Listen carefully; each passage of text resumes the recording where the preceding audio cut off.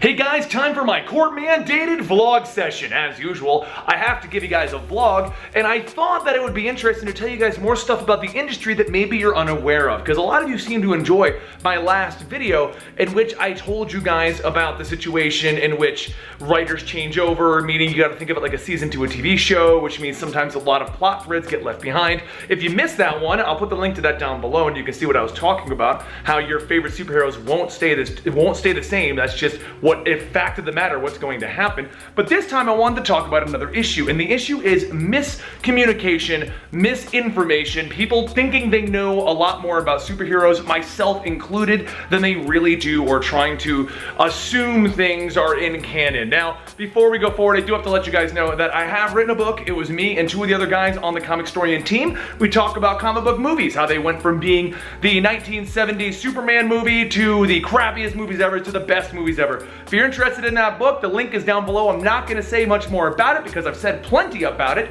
So let's go ahead and move forward. Oh, I also wanted to let you guys know that we are officially back from vacation. So next week, that's my phone. I'll be right back. Okay, I'm back. That was my phone, and for those of you who are trying to piece together what that sound in the background was, my ringtone is the Avengers theme song. But I did want to let you guys know that we are officially back from vacation. Most of August, me and portions of the team took vacations here throughout the month. That way we could give you guys videos. But what that also meant was a lot of our series got placed on hold because we were doing videos that were doable on a vacation.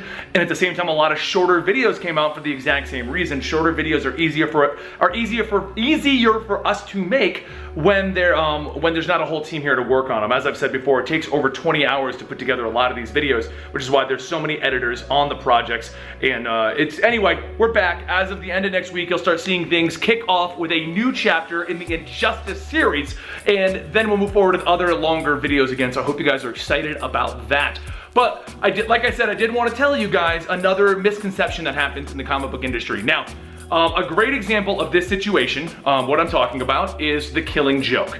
Now, what happens is people like to think, and this is me included, I'll read these things and think it's accurate. They like to think that they're much cooler in the comic book world because they're willing to look up a lot of information. You go to the wikis or you check out the interviews and that kind of a thing. And like I said, I am guilty for doing this myself. But in the situation of the Killing Joke, the actual comic book ends with Batman laughing to a joke that the Joker has told him. Then he puts his hands on what appears to be either the Joker's neck or his shoulders. He laughs along with them, and then the Joker's laughter fades out while Batman's remains. Now, a lot of people took that as the Joker, Batman killed the Joker, which is not true. See, that was actually a rumor that was started by Grant Morrison, who's not even the writer for that book. He was in an interview with Kevin Smith, and The Killing Joke has been revered as one of the classic Batman stories for the longest time. Kevin Smith asked Grant Morrison about it, and Grant Morrison's response was, "I feel like the ending to The Killing Joke is Batman killing the Joker." Now, that was not the writer stating that, but people confused Grant Morrison for Alan Moore, the writer, and basically said, hey, that is the actual ending. That is what the writer said it was supposed to be. Once again, Grant Morrison is not the writer of The Killing Joke. So that misinformation then traveled to tons of non-comic book fans who had not read The Killing Joke. And as far as they were concerned, The Killing Joke was the death of the Joker, even though for long periods the comic book has actually been in canon, so he can't kill the Joker. Now that's what I'm talking about. People who hear things from a writer, or they hear things from a producer, or they hear things from another individual in the comic book scene, and they assume that that is actually true. That is the hardcore fact about the situation. And now in the situation with The Killing Joke, that has been disputed and discussed, and you can go ahead and say this is what I feel like it was intended, and yada yada yada. Alan Moore has actually gone on record to state that he doesn't even like the story. He wrote it for a paycheck, and he hates it, and he hates how people like to hold him on this high revere for writing the story, but that's another interview for another day. And that's what I wanted to get at. Just because you think you know a story, just because you think you have information because you saw an interview or a deleted scene in a movie, does not mean it's canon in the actual storyline. Another big thing that happens is a lot of times in these Marvel movies, they'll have a deleted scene, and in the deleted scene, they'll reveal more to the lore of the story. Well, the fact is, it was deleted for a reason. Now, it was either deleted for time being cut short, or it was deleted because they decided to not use that in the story. And if it wasn't used in the story, then it's not the official in-story canon. So let's go, so if a movie comes out and the deleted scene adds a whole new level of lore to it, but it's not in the final version, it's not considered in the actual canon and timeline for the movie. Now, here's where things get confusing.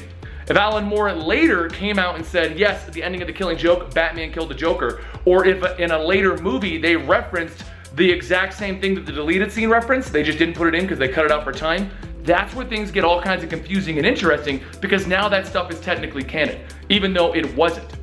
So what I'm getting at is, you basically can't take anything a writer, producer, an artist, or a movie says unless it is literally in the actual story. If it's in the actual story, if it's in the actual movie, that's canon. That applies. If it's in a deleted scene or it's only been mentioned by a writer as a passing comment, then it's not canon. It's not official until it gets put in print. Another great example, I'm gonna give you one last example, is the character Deadpool. Now, a lot of people like to question Deadpool's sexuality.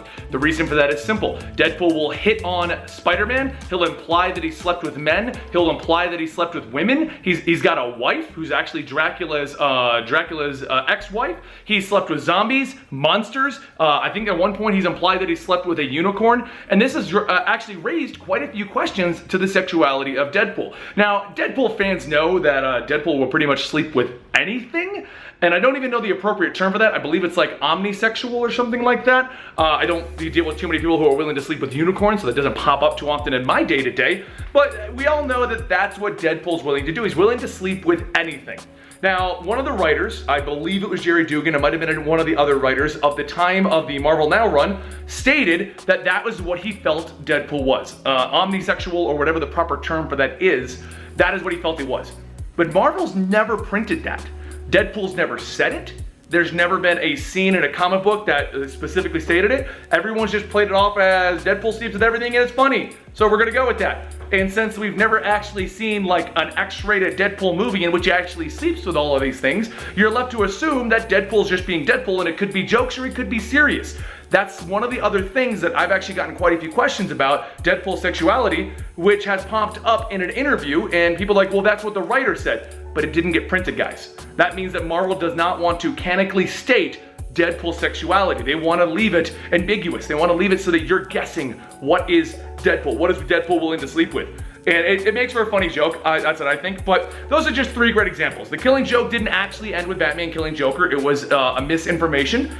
Deleted scenes from a movie, I'm actually trying to think of the movie scene I was thinking about. We talked about it on the weekly poll yesterday, but I can't think of it right now. But a lot of deleted scenes in the Avengers movies and the Captain America movies imply other superheroes and other events that have happened, but then they get removed, which means that those events and other superheroes have not canonically happened in the timeline, unless it happens in a later movie anyway.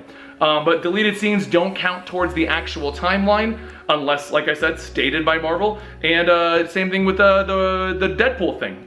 When a writer says something about a character, if he didn't actually print it, then it doesn't matter, because writers change every few years. So while the writer of Deadpool at the time of this may have considered Deadpool an omnisexual individual, if he didn't put it in print, then it's not in the actual timeline and it's not canon. And the next writer might be like, no, Deadpool's 100% straight, and that's why he's sleeping with Dracula's wife. So just examples. And like I said, I'm guilty of this too, because I'll read an interview and I'll be like, oh, that must have happened in the comics, and then that's where the game comes in, because you don't know where it happened in the comics. You don't know what happened. And for everything I just told you, maybe Alan Moore has already come out and stated, no, you know what, I've changed my mind, Batman killed the Joker. And maybe there was an actual panel that stated what Deadpool's sexuality was. And all the deleted scenes normally get wrapped back in eventually, but we never know. That's how it works. Let me know what you guys think down below, though. I mean, how do you feel about things said by the writers and stuff like that? Because I know some individuals that, regardless of it being in print, if you're the writer of a movie, or if you're the writer of a comic book, if you've said it, that makes it gospel. And that's where a lot of the misinformation comes from, because some people will consider that gospel, and that is official for the character, even though it's not in a comic book or in a movie. So let me know in the comments down below. Do you feel that deleted scenes are 100% canonical, even if they were pulled out of the movie? Do you feel that if a writer says something about a character, that is official, even if it doesn't get put in print? I really want to know your guys' opinions on this. And don't forget to follow me on Twitter at Comicstorian. We can chat about this. Check out my book if you got some time. And also, let me know if you guys are interested in watching me build this. I started getting a whole bunch of these things sent to me.